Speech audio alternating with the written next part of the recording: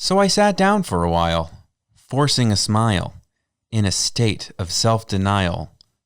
Is it worthwhile? Sell my pity for a dime. Yeah, just one dime.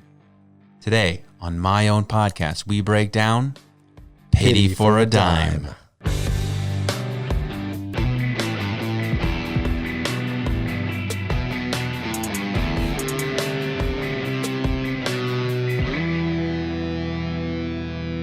Hello, my friend. We meet again. Welcome to my own podcast, the only Creed podcast that we know of. My name is Andrew Colin, and with me, as always, is my co-host, Reid Fenlaw. How you doing, Reid? West side.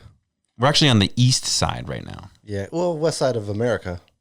Well, you could be the west side of anywhere if you really think about it. That's true. Like also, even you could be in like an East Asian country, but you could be on the west side of your apartment or something. West side. Yeah, that's true. I feel like west side is mostly not like which side of your residence you're on. Really?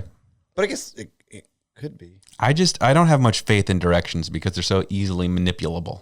Well, yeah, they are manipulable. And also think about it like a compass. Yeah.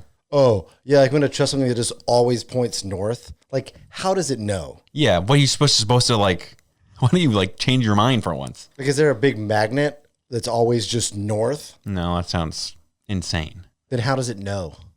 Because they're fake. I think it's like a magic 8-ball sort of technology where it just sort of reads the room and feeds you an answer. Do you think magic 8-balls read the room? Don't you? I don't know. I think you ask a magic 8-ball a question and it senses your energy and it reads the room. Okay. It reads the cosmos. Okay. And it provides you one of 8 answers or so. Do you think that at any point during the composition of the album My Own Prison that Creed consulted a magic 8-ball? I think exclusively. I bet they did too. Yeah. I really do. Which, like, was there any point in, is there any lyric I'm not remembering that's like, maybe someday? No, but I'm going to find it now. I'm going to find it and I'm going to tell you what that lyric is on the next podcast. I was really trying to rack my brain for like, if I memorized any of those, like standard answers on a magic 8-ball, that was maybe something more than no. Ask again later. Ah, that's a good one. I should have said that. There's also yes. Well, of course there's yes. There's also, actually, I don't remember. Well, you look that up and I'll ask you this mind-boggling question. Okay. If you had to entrust your fate to one of the following, what would you choose? A magic 8-ball, a fortune cookie, or a psychic named Gwen? I'm going to say a fortune cookie. Oh, why is that? Because magic 8-ball has just limited answers. Mm-hmm. And one of them is no. Maybe I don't want to hear no. A fortune cookie never is just like no. It's just like, it's just vague things that you can make positive. And then Gwen, I just don't want to sit across from another human to find out my fate. That's fair. Have you ever seen a psychic? I've seen one. I've not visited one. No, you know what I mean. But I've seen one. You arrogant prick. No, I've not gone. I've thought about it. Do you want to go see one together? That'd be fun. That'd be a fun episode. Let's do it. I guess I haven't seen a psychic, but I've had my fortune read in one instance. I was 13 and I was at a bat mitzvah from a gal named Jenny, I believe. And it was a relatively small bat mitzvah. I remember I was like one of maybe 2 boys. Not many boys were invited. But you know how, I don't know if you've been to one, but there's oftentimes like a lot of fun things that they'll have at the reception for like kids, whether it's like, you know, like a make your own sweatshirt or, wait. You surely you mean like decorate your own sweatshirt, not like sweatshop your own okay, thank you. Not like child labor, like have fun. Fucking get at your desk now and sew. No, that would be, there's something there though. Yeah. Nike. Yeah, a Nike bar mitzvah would be a horrible scene. I hope that doesn't count as disparagement. We're kidding. We're just joking. We're joking. I love Nike. Yeah, Nike rocks. I do. Anyway, at this bat mitzvah, one, like they would always give like a present to a lot of the kids attending, and it would be something innocuous, like, you know, again, like a sweater or a shirt, or I was at Scott's bar mitzvah and it rocked. But at this one, the present was just like a thing of makeup. So I didn't use makeup. Yeah. So I gave it to my mommy. Mm-hmm. She was probably like, okay. But anyway, the thing they had for entertainment for the kids was a psychic. And I don't remember the extent of like how maybe she read tarot cards or maybe she read your palm or something. But the only thing I remember was that she said, in my life, I would travel the world and meet the love of my life. While traveling, or are those things separately? Unclear. I think she could spin it either way she wanted to. You did not meet your wife traveling. Well, I met her 2,000 miles away from where I was born. But yeah, that's where you lived, though. That's the west side of America now. Oh, God. So it could be traveling depending on where you are in relation to your apartment. But anyway, the end of that story is like 15 years later, me and my friend were talking, who was also at the bar mitzvah, and he's still a close friend of mine. And he goes like, yeah, remember that psychic? I remember she told me that like I would travel the world and meet the love of my life. And I'm like, you shit, that's what she told me. So I'm not sure if we're conflating our memories or if this psychic was just full of shit. She probably told every kid the same thing. No, but she would know that they talk. That's a horrible strategy. She didn't know she said the same thing to you and your buddy. Well, I think my buddy's taking my story. How would he have heard it? I know what you did. From me. I'm sure I talked about it at some point when we were like at the bat mitzvah. Who is it? Who stole your story? My friend Will. Will, we're coming. We're coming for you. You and Connor. Man. For those that remember. How old were you at that? 13. Okay. Because my bar mitzvah was earlier that year. I mean, it would make sense, though, if she was giving similar fortunes to everyone. Because, like, what are you be like, no, a woman will break your heart. The first woman you fall in love with will wrench your heart out of your chest, and look out for financial troubles. Don't like. What is she gonna? What is she gonna hit you with heavy life stuff? No, 13. She's not gonna hit you with heavy life stuff, but she can give you more than you'll travel the world. Like, I don't know. Like you'll be an artist. You'll have success in your future endeavors. You could be super vague.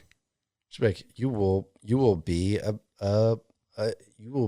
20-year-old. That would be. You will have arms. That would have. You will have 2 arms. Well, I already did have 2 arms. But you will also. Yeah. Like you do, but you're going to continue. Do me a favor. Okay. Don't ever be a psychic.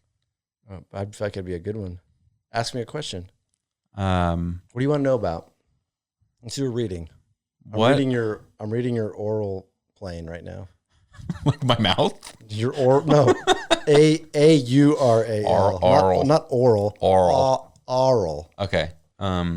Riddle me this. Look at me when you ask. Yeah. That way I can know. Where will I be in 3 years' time? Ask again later. Okay, there you go. Magic 8 ball. Beautiful. A magic 8 ball. Great callback. That is one of the answers. Well, you don't need a psychic named Gwen, nor an 8 ball, nor a fortune cookie to know that today we are covering Pity for a Dime. How would you like that segue? My sources say no. Well, in any case, we got some ground to cover with regard to this one. So before I take us into the discussion of the facts of the song or even the lyrics of the song, I think we should start with the initial impressions. Okay. What are your initial impressions? Here's me shaking the 8 ball. This is... I kind of forgot about this song. Of course, as soon as it starts playing, I jogged back into it. But I don't want this to like ruin how many yads I'm giving it at the end. No one's going to read into the yads. But this song's it's okay. Oh, there it is. It's okay. Okay. Like, I don't know. It's not that complex lyrically. I don't think. You might know otherwise because you've done the research on this one. I did. To me, it feels very straightforward. I do love that there is like Mark has a nice solo on this. Like shreds for a minute. Yeah, it's one of those ones that's like beep, beep, beep, beep, beep, beep, beep, beep. Yeah. A tappy one. It's hot. I even like wrote in my notes, and I was like just listening to it and going through the lyrics. I said Tremonti goes off here in all caps. Nice. See, I'm not lying. You even highlighted it. Yeah. Well, my notes are in yellow, and the lyrics are not. Oh, there you go. Good color coding system, buddy. I have a system. Yeah, I don't. This is not one of my top songs. Okay. I'm a little bit. I mean, I dig it, but I'm a little bit ambivalent on it as far as like ranking it in the whole like Creed catalog. You have any other associations with it, whether that's the first time you heard it or some sort of memory connected with it? Nothing as vivid as like My Own Prison, the song, but I mean, this whole album will just flashes me back right to like junior year of high school. Right, but nothing super specific to not to this specific song. Yeah. No. I don't think I do really either. I'm trying to remember the first time I heard it. I'm trying to remember really the first time that I sat down and listened to like My Own Prison in its entirety, because I mean, I wouldn't say like I'm an MP3 generation, but I feel like when I started to really get into music, it was more so in the time of like individual songs. Like I got my first iPod in like 8th grade or something. And that's when I started developing like my own real musical tastes, maybe a little bit before then. But I don't think I ever physically owned My Own Prison or any of the Creed albums. So it's hard for me to say like, when did I sit down and listen to Pity for a Dime for the first time?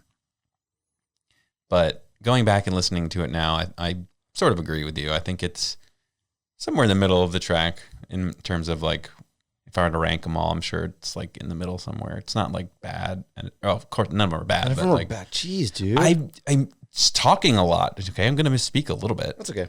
But I'm saying it's not one that stands out, but it's not one that I'm like, oh, I'll skip this track either. I definitely listened to this whole CD. Like I have a vivid memory of the whole CD. Like in my bedroom, I had a 5-disc CD player. I thought it was 6. Maybe it was 6. Did I say 6 before? I might have to pull out some evidence to question. You might have caught me in a pretty egregious lie. Nice. I had a CD changer. Okay, there you go. Because we were middle class. Fair enough. And I do remember sitting in my like childhood bedroom, like listening to the whole thing and like flipping through the lyrics and thinking it was so cool and being confused about what a lot of their songs meant. Yeah, I think this is one that would probably really confuse me. Yeah. I remember, actually, that is the one thing I do remember about this song. And when I was making my notes, I'm like, I remember listening to this song and being like, man, when he's like, he sings Shadows Paint the Sidewalk, a living picture in a frame, like really cool. He's like, shadows paint the sidewalk. And I'm like, I'm singing along with this and I have no fucking idea what he's talking about. And like, why only a dime and not $1?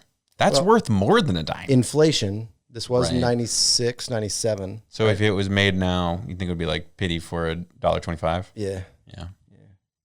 Maybe $1 and a dime. Pity for $1 and a dime. Doesn't sound as good. Some pity for $1 and a dime. See, that's why it works in the real song, is because it's one syllable, and dollar and a dime is many more syllables. There's no other currency that is one syllable. There's got to be. Name it. Go. 3, 2, 1. Quart. Nope. There's not. Penny, nickel, quarter, dollar. Oh, a Sacagawea coin. Yep, that's one syllable. Okay, you got me. What are those worth? 50? Little Sacagawea. $50? No, 50 cents. I thought they were dollars. They might be $1. I haven't gotten them in a long time. I found they're cool. a $50 and a silver dollar when I was moving. Wow. I know. Did you spend them or just? No, dude, I'm saving those. Put them in a little box with your $2 bill and be like, this will be worth something. The Easter Bunny put those under my pillow one year. Is that how that works? That's how mine worked. That's pretty sick. That was more like something like my tooth fairy. Yeah. Santa would come in and eat all my mom's casserole and then hand money to the Easter Bunny who'd put it under my pillow and steal teeth out of my mouth. I think you're confusing a few concepts. And that's why it was always a Happy New Year. Happy Hanukkah. Happy Hanukkah, man. Yeah. Anyway, after that long tirade of misinformation, I'm going to dive into some facts. Dude, let's dive. I don't know anything about this song other than the lyrics and my interpretation of it. The good news is we're pretty much on the same page. Let's fucking go. Let's go. I have some fun facts that we can start out with. Not like a ton of them, and that won't give away the meaning or anything, but they're just fun. Anyway, fact number 1. This is the 4th track on the album. Damn, dude. Yeah. We're hard hitting. Yeah. Fact number 2. This song was written by Mark Tremonti and Scott Stapp. Okay. You probably could have guessed that because I think almost every song on the album is credited to them. Yep.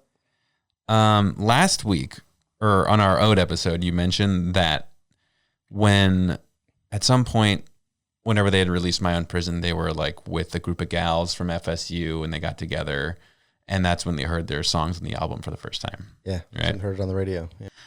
So yeah, after that anecdote where they heard their music on the radio for the first time with the gals from FSU, in his memoir, Scott writes that apparently like a few days later, a station in Thomasville, Georgia began playing Pity for a Dime on the radio. And apparently it was their most requested song. So shortly thereafter, they being Creed, were invited up to play at the Thomasville, Georgia Music Festival, at this radio station's music festival, which had more than 5,000 people come out to see it. So Scott recounts that, before that festival, they were just obviously playing like really small shows at a bar, a couple hundred people. And just within a matter of days, weeks, they were playing in front of thousands of people. And then, of course, shortly, even after that, way bigger venues.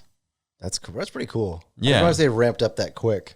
Yeah, apparently it was just like a really fast blow up is at least how Scott tells it in his memoir. Also, good for Thomasville, Georgia. A, having a music festival, and Yeah, B, having a music festival that draws 5,000 people. That's a good amount of people for like a radio station festival. Yeah. Yeah. Where is Thomasville? It's in Georgia. God. Yeah. I don't know. I know Atlanta's in Georgia. It's probably in West Georgia, depending on where you are looking at a map. I'm going to tell you right now. It is. Yeah, it's in Western Georgia. Wow. There you go. Good call. It's actually, this is why. Because I remember talking about the radio station there. It's like just north of Tallahassee. There's like Tallahassee state line and then Thomasville. Okay. So if you're looking at a different direction, it would be west of Tallahassee. It's actually east of Tallahassee. Okay. So if North, you're looking, just northeast if of you're Tallahassee. standing opposite direction, it would be. If you're standing opposite of your compass. Yes. Yep. See, that's helpful insight to know. Yep. So expanding on that even more, Scott Stapp, of course, told Loudwire in 2017, they asked us to do a show in their town, Thomasville, Georgia. Hell yeah. And I remember showing up there and maybe 5,000 or 6,000 people there. I remember looking at Mark and we both just smiled. And we knew that it was on, that our dreams were coming true. I'll never forget that show because it was literally like we went from playing in front of 300 to 500 people to 5,000 to 6,000 people in like 2 weeks. I'll never forget that feeling of awe and just like, oh my God, I can't believe this is happening. I'll never forget that. That's actually really dope. And I feel like I very much appreciate that because there's a band that I've been listening to for like, God, almost 20 years now. Stickler for Sex? What? Stickler for Sex? Stickler for Sex. Yeah. A band called Need to Breathe. Like I remember I saw them in Denver in like 2007 on a Sunday night in this little venue, and there were maybe 100 people there. And the band was literally asking people to come stand closer to the stage. Mm-hmm. And then in 2015, I believe was the first time, like they sold out Red Rocks, which is like a legendary, like 10,000 seat amphitheater that's like coveted for bands to play. And I'm like, that's gotta be so cool to like, if you're Creed, you're like, oh, we're playing in little tiny clubs. And all of a sudden you're like looking out and it's like, I can't even see the back of the crowd at this festival. Yeah, that would be so surreal. It's got to be so dope. It's almost like when, we in our improv team were initially playing like shows for 15 people. And the first time that we sold out Madison Square Garden for our 15-minute set, like. Yeah, I remember that. I remember that like it never happened. Right, because it never did. But I do remember crowds going from like 15 to like 25 people. Yeah. And we were like, our dreams are coming true. Yeah. But I remember that show because we commented, we were about to go out on stage and you were like, hey, Reid, I love you. And all our dreams are coming true tonight. Yeah. And then I was like, why are you so hard right now? And then soon after, we were on a radio station in Thomasville, Georgia. Yeah. Yeah. And now we have a podcast. But yeah, Life comes at you fast, kids. So fast. So fast. That would be crazy, though, just to like start seeing like your dream just blowing up in front of you. It's like when you have a TikTok video that has 15 views and the next one just gets 1 million. Exactly like that. I don't think there's any more apt comparison. Nope. But yeah, it's funny to look at this song as one of the ones that's sort of like a reminder to Scott about like the band blowing up, because you'd think it would be like he would think about My Own Prison, but And he said specifically this song. He was talking about this song. Yeah, it was about this song. That's cool. Yeah, it's cool. That kind of makes me like it a little more. Honestly. Yeah, because it's there's like a positive association with it, which is cool. That's cool. So let's get into the lyrics, because this one is a little different, I feel like, from the other ones we've covered. Maybe a little less personal, but we'll discuss. So the opening lyric goes as follows. An artificial season covered by summer rain, losing all my reason because there's nothing left to blame. Oh, you want to stop there? Yeah, just stop there. Okay, there's only great. so many lyrics in this song. So. Great. I mean, hopelessness, like losing all my reason, like are things a depressed person says. Yeah. And feels, I think. I think so. It's like this song, I mean, and some of the others kind of echo that same theme to me, but it's like this song is like is maybe the most hopeless song we've covered so far. Yeah, Just maybe like, at the outset. Yeah. But a different sort of hopelessness. I think the other ones cover more anger in a connection with that hopelessness, and this seems more like a giving up. Yeah. Yep. But yeah, what covered by like an artificial season covered by summer rain sort of sounds like, I don't know why, but like just sort of a fakeness to everything. Like I'm trying to like more aptly, succinctly say why, but it just sort of feels like, losing all my reason because there's nothing left to blame. It's like a acknowledgement of things as they are, but like that they're not bringing the joy to him that he wants.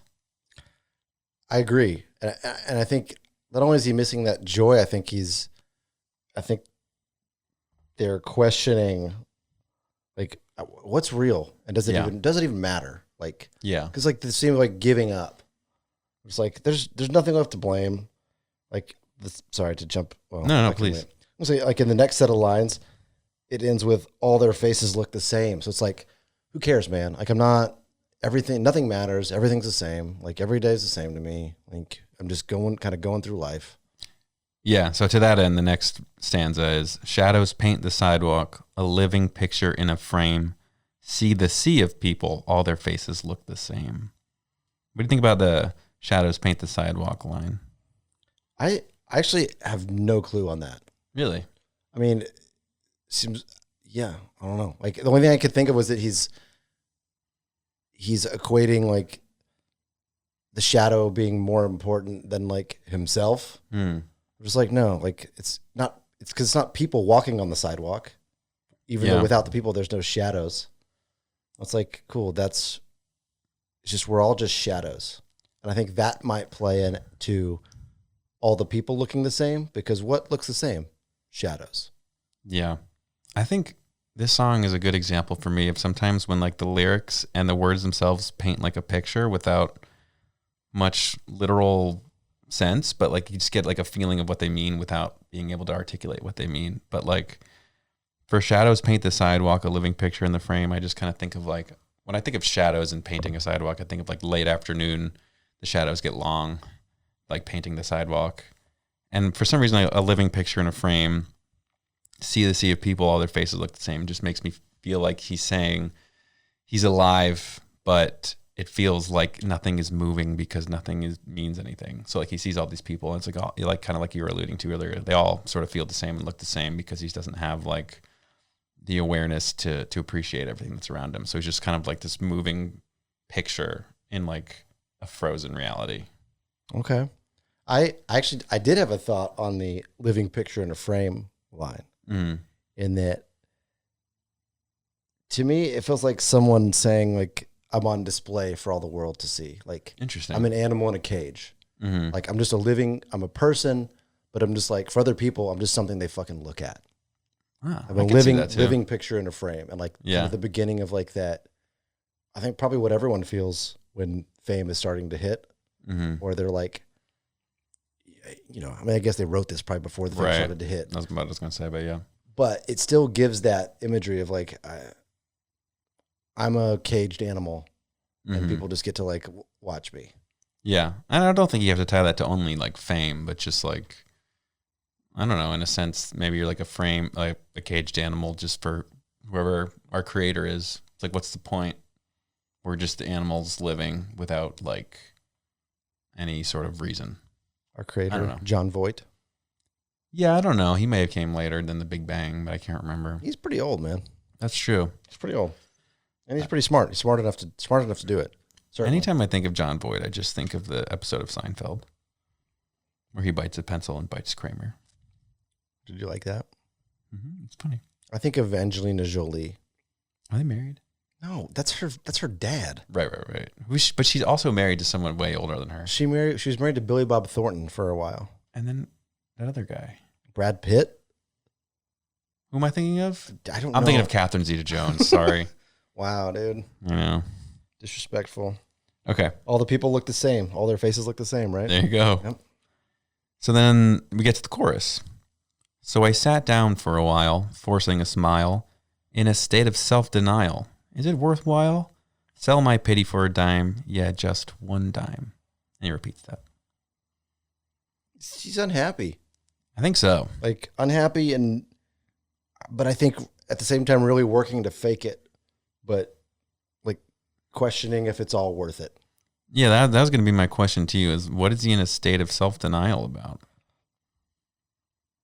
And why is he forcing a smile? Just to like go on with his life without bringing other people into it and bringing them down? Yeah, I think the like forcing a smile in a state of self-denial is like, even though I might be a good-looking living picture in a frame, like outside that frame, I'm miserable. Maybe my world's crumbling. So I think it's these two this acknowledgement of like two different aspects of life that they were feeling. Right. So I'm confused though. What is he self-denying? Like, you think when it puts on the facade for other people, that's the state of self-denial? Yeah. Okay. Yeah. I think you're denying reality. That you're miserable and nothing means anything. By presenting what you want to present, which whatever, dude. We all do it. So when I walked in today, I was like, "Hey, Andrew, how are you?" And you were like, "I'm pretty good, but you're miserable." Aren't we all? No, I'm happy. I'm happy. Life is perfect. I like rainbows and butterflies. So then we get to the real meat of it, the big question. What does he mean when he says he'd sell his pity for a dime? I actually think, or to me, that one is semi-simple, or maybe I'm just simple. Well, we established that you're dumb. I think he's just saying, like, even my own, like, pity or self-pity is not worth anything. So I think it's just part of the larger message of, like, nothing matters. All the faces look the same. Like, you know, I'm forcing a smile, an artificial season, like everything's fake. Nothing's real. Nothing's worth anything. Even my own pity. That's interesting because I had a different thought. I want to hear it. Okay, you don't need to point so aggressively. I want to hear it. Because you said that he could sell like his pity's not worth anything. Yeah. But on the other hand, I would think that he's like, he'd sell it for something so cheap because he doesn't even give a shit.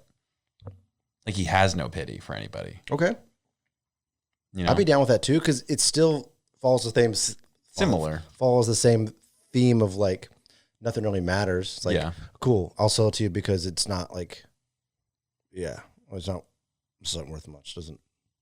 Right. Yeah, I guess thematically similar. I just, for some reason, and that's in my head, that's how I framed it, as like, I sell my pity for a dime, and I have no pity. I have no pity for anybody. Okay. So maybe it's a true monetary representation of the level of pity that he has.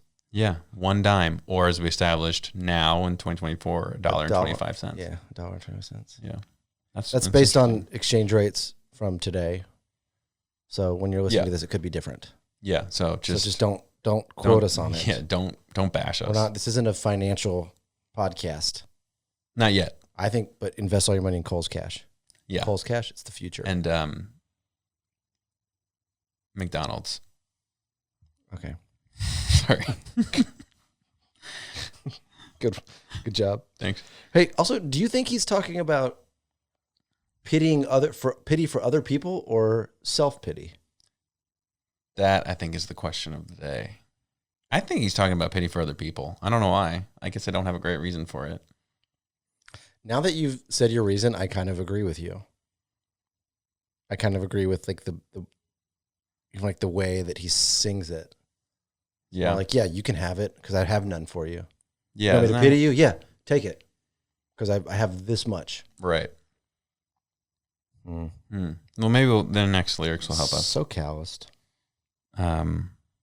Plain talk can be the easy way. Signs of losing my faith. And he repeats that one more time. Pretty straightforward. This is where the song gets like loud and angry, forceful. Yeah. And guitar-y. Starts to go hard. I think they play with other songs themes of questioning faith. Mm-hmm. And here he just like says it pretty plainly. I think he could be criticizing his way of living or his former way of living here. And how he used to communicate in a meaningless way when he says plain talk can be the easy way. Like maybe he feels like he's able to tackle more meaningful issues now. Mm-hmm. And that too many people, including maybe himself, were just like wrapped up in shit that doesn't matter because it's easy. It's easy to not tackle anything tough in a day. Yeah, I was going to kind of say the same thing, that like it's easy to glide through life when you just engage in plain talk, or you just kind of deal with the things that don't matter, the smaller subjects, the weather, stuff like that. When you're not dealing with the big issues in your life, it's easy to, I guess, progress through life without much meaning. Yeah.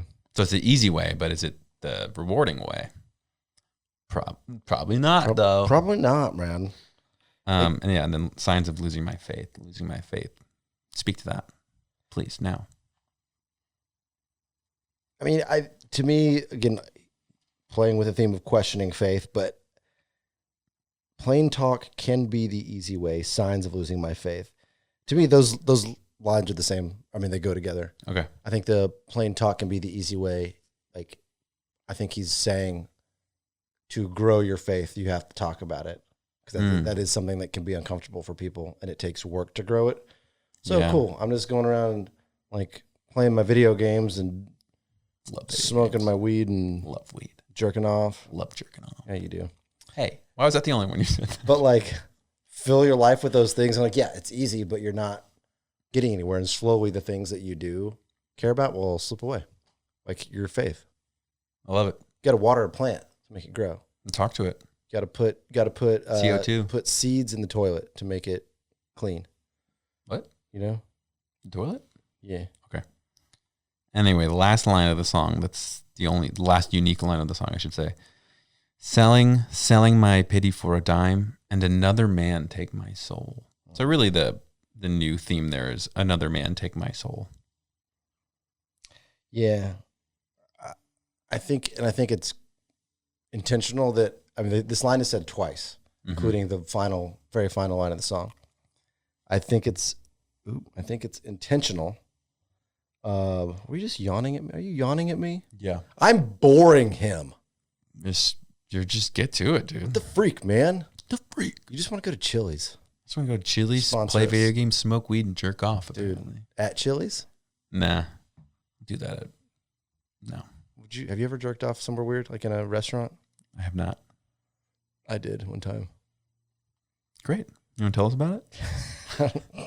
I don't remember the restaurant, but I remember I was like 20. Oh God, that's already too old. 24 probably. I thought you were gonna say like 16. No. I was like on a date, and I was like, I meant to jack off before the date because like never go out with a loaded gun. Okay. Yeah. Right? Mm-hmm. Because then it's like it just fires too easly.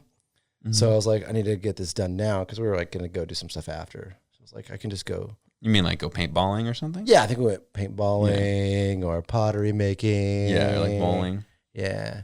Or like we got full body tattoos. Cool. So you jacked off in a Chili's. Yeah. I don't know. I'm going to say it was a Chili's. Actually, I'm not because I don't want them to ban. Yeah, they'll never invite us back. Let's say it was Morton Steakhouse. Let's say it was a fucking Ruth's Chris. Yeah. What are you going to do, Ruth's Chris? Huh? Yeah, I jacked off in your bathroom.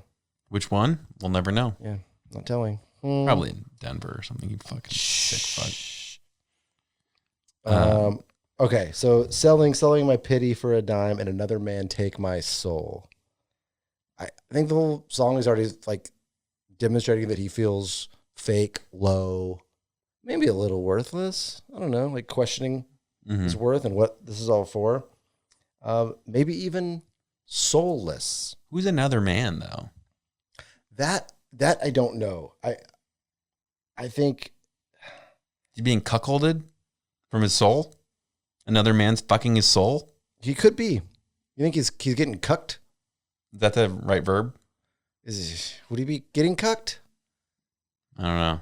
If you're getting cucked, it's when you're watching another man have sex with your wife. Right. So he's watching another man have sex with his soul. Yeah. So he would be getting cucked. Yeah, I think I said it right. Okay. I thought you said would he be cuckolding? Oh, I may have said that. I think he'd be getting cucked. Okay. I don't like that word is really just get cucked. I hate it. Which is weird because I love the F word. Because it's just fun. Which is weird because I love watching other men have sex with my wife. Sick fuck. I just hate the word. I don't know about the other man, but I think it's like God? that they end with this song or with this lyric is just like the ultimate like resignation. I think it could be like, I'm done with this. Like another man can have my soul and do with it what he wants. And you think who that man is irrelevant? I think it's irrelevant. Yeah. I kind of think that too. Yeah. I think if they don't like a more deserving man can take my soul. Okay. That's what I think it means. Like someone who could honor his faith better than me. Okay. I like that. Yeah. So nothing really about like weird sex acts. Mostly just. Well, we don't know. We don't. We can never truly know. Depends on the man who ended up with his soul. It's true. What if it was like it's like someone who was really like kinky? Then yeah, I guess. Like someone who liked to. I guess that's possible, but we're gonna have to ask Scott. Someone who liked maybe to like get tased while he. That sounds dangerous, unhealthy. Or like would get naked and like release a swarm of hornets in the bedroom and just like. That sounds expensive. See where they sting you. How expensive do you How think hornets are? the fuck are you gonna get hornets? You sick fuck. You just order them. You order hornets. I can order hornets right now. Yeah, no, you can't, dude. You're full of it. Watch this. Okay, well, while you do that, I'm gonna tell you about the little information I was able to scrounge up about the band's thoughts on the song or stories about the song. So in Scott's memoir, which is oftentimes a good source for some of the meaning behind these songs because he kind of spills it all out, but he didn't say too much with specificity to this song, but he did say, "In Pity for a Dime, I paint a portrait of myself, a songwriter struggling with his soul." And that's pretty much all he said, but he mentioned also in the same chapter like that there's a struggle between the false faith of his childhood and his new journey to find that faith. And he highlights the first and second verse of the song when he references that an artificial season accompanied by the summer rain, that whole portion. And also just like in that chapter and in those ensuing paragraphs mentions the guilt of not measuring up to the God presented to him by his father and the punishing God for whom penance was never enough. So that kind of covers what we talked about a little bit with about the losing my faith line. I think is the most on point thing there. Those are also the losing my faith lines are also maybe the most like vocally pointed lines. Oh of yeah, the song. Like he's like screamy. Yeah, like that's important. Yeah, and I also think obviously we probably covered it in other songs. I think thematically that's like pretty much this album. It's the main thing. Yeah, good. What's the word Good. I'm looking for? The theme? thesis. Yeah, okay. The thesis sentence. Yeah. Okay. That's not a thing. Yeah, I do think that. I think we'll see that as we continue through this album too. Is like the album has a theme, so some of the songs are going to cross over into the same type of shit. Other than that, though, I didn't find much from the band, but I did sort of survey the internet to see what they thought. And there was one nice little summary that I thought was pretty on point and I think was pretty well written. So I'm just going to read it. The song Pity for a Dime by Creed explores themes of disillusionment, self-reflection, and the loss of faith in oneself and the world. The lyrics portray a sense of emptiness and a desire for connection in the midst of a seemingly monotonous and indifferent society.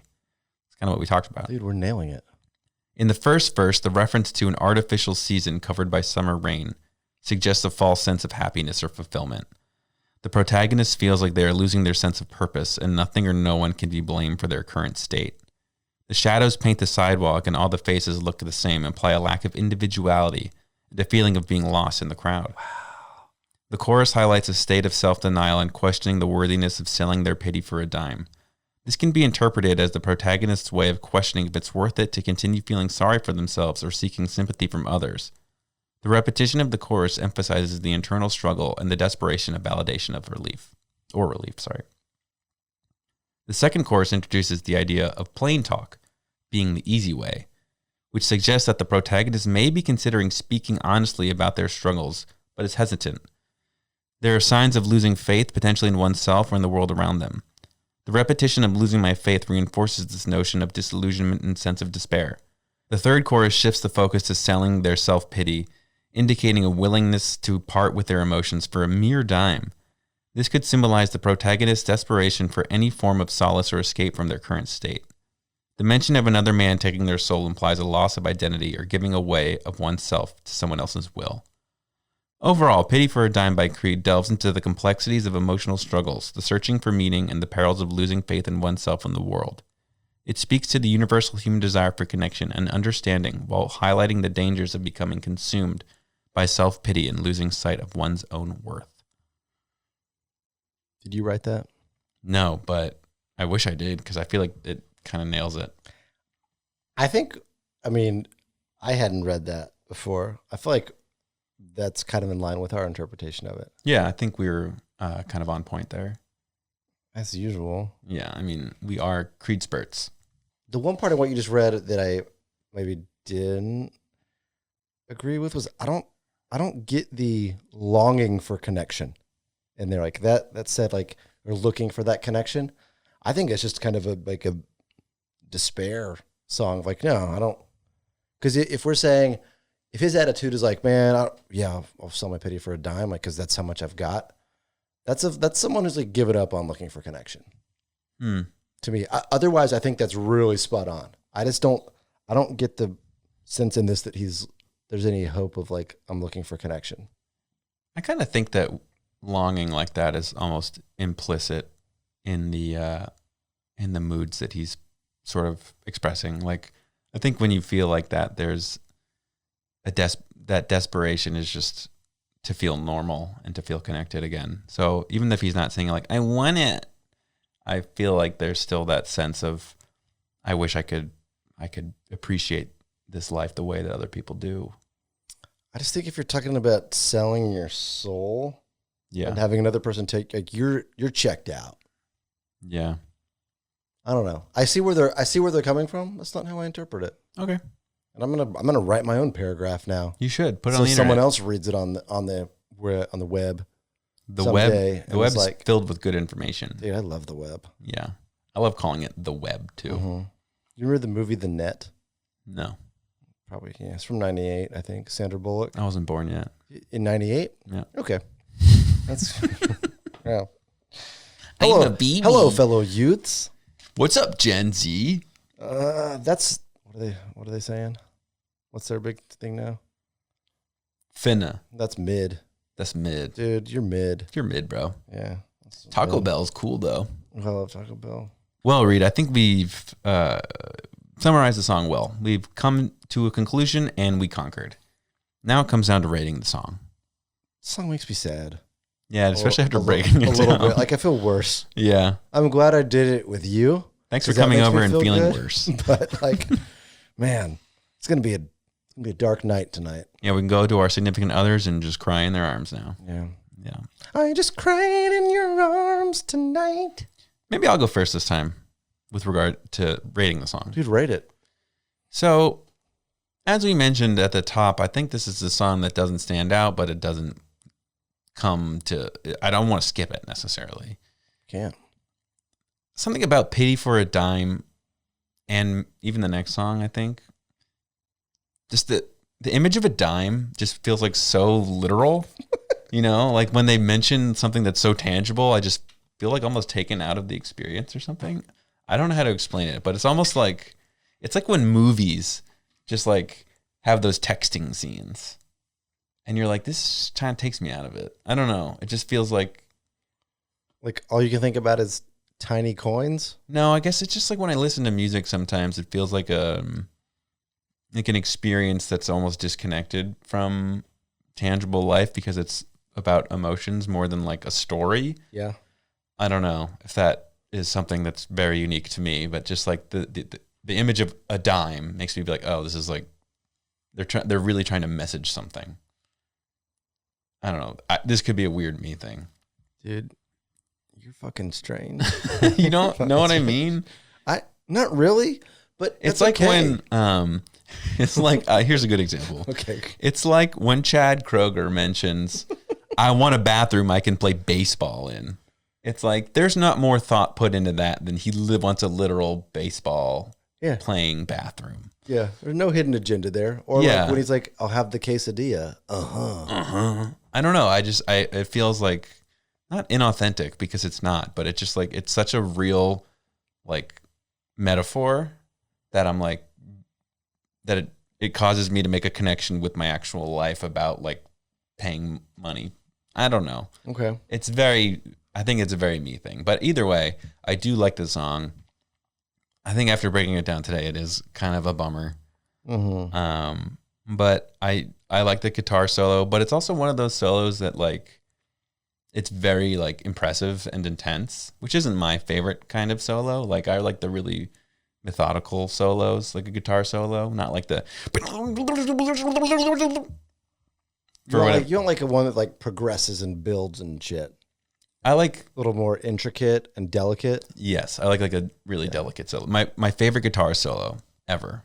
Can't believe I'm revealing this now. Dun dun dun. My favorite guitar solo ever, for example, is the live version of Scar Tissue that John Frusciante played at Slane Castle. Go listen to it. It's fucking incredible. But it's very like much a slow, not like methodical, but like very thoughtful solo. And I guess sometimes when the pressing makes me feel like it's not as thoughtful. Okay. Which isn't probably not true, but it still rips. I think I'm like a little ADHD. So like, I just want you to take that guitar solo and just smash my balls with it. Like I want to feel it immediately and I want to feel it hard and I want it to be painful and loud and now. I get that too. Especially for like a rock song in the right place. It just makes you want to rock your head. So I get it. Yeah. But I do think the song is, I do like the lyrics. I think they paint like a very clear melancholy feeling. But overall, I think it's not one of my favorites. It's not one that I yearn to hear. So I would give it like a pretty average 3 yeahs out of 5. Okay. I wanted to say wait till the end because I don't want to taint anything. The title of the song has never rolled off my tongue right. It's say weird, like pity for a dime? It's just a weird to say. Yeah. Pity for a, I just can't say it right. I don't know why. Try again. Again, because I'm dumb. Yeah, you are dumb. I just can't pronounce pity. Yeah, you did it. I did it. I just can't say it right. Like piety for a dim dong. Like pity for a dimmy.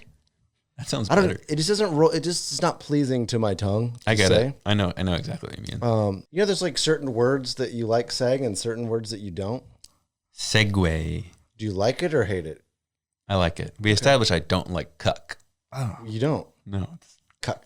I think it's the C and the C. It's hard. Mm-hmm. Yeah, it's too much for me. Yeah, it just doesn't. It doesn't feel good saying it. I like the solo, the guitar solo. Mm-hmm. It's very punchy. But yeah, it's sad. It's sad. Yeah. I'm gonna give it. This is gonna be a 2.75 out of 5. Yeah, it's for me. That was your score from Torn. I remember for some reason. Yeah, I put these on about the same plane. Really? Yeah. Okay. Yeah, I think I like Torn more than this. But it's a good song. It's a good song. Not one of my super faves, but good song. Sticks with the general themes of the album. Yeah, for sure. I'm not skipping it. No, that's a good marker, I think, of a song. It's almost like a binary scale. I think with songs can be useful. Skip or not skip. But a lot of that is also dependent on your mood at the time and stuff. So it's not always a probably great barometer. My mood when I was listening to this album for the first time was horny. Well, that was just like probably that whole year of your life. Yeah. Up 10 years of your life. Yeah, more. Yeah. Still going. Yep. We're never going to be allowed into a Ruth's Chris Steakhouse after this episode. Fuck you, Ruth's Chris. We're Chili's men. They're like completely different vibes. Yeah, well. Okay, well, we're men of the people. Dude, I'm hungry again. All right, well, the good news is we're wrapping this thing up, so we can go get some snackies. Go. So, with that, Reed, we covered the song, and I think it's time that we make our escape. Let's go there. For my own podcast, my name is Andrew Colin. I'm Reid Fenlaw. Bye. See ya.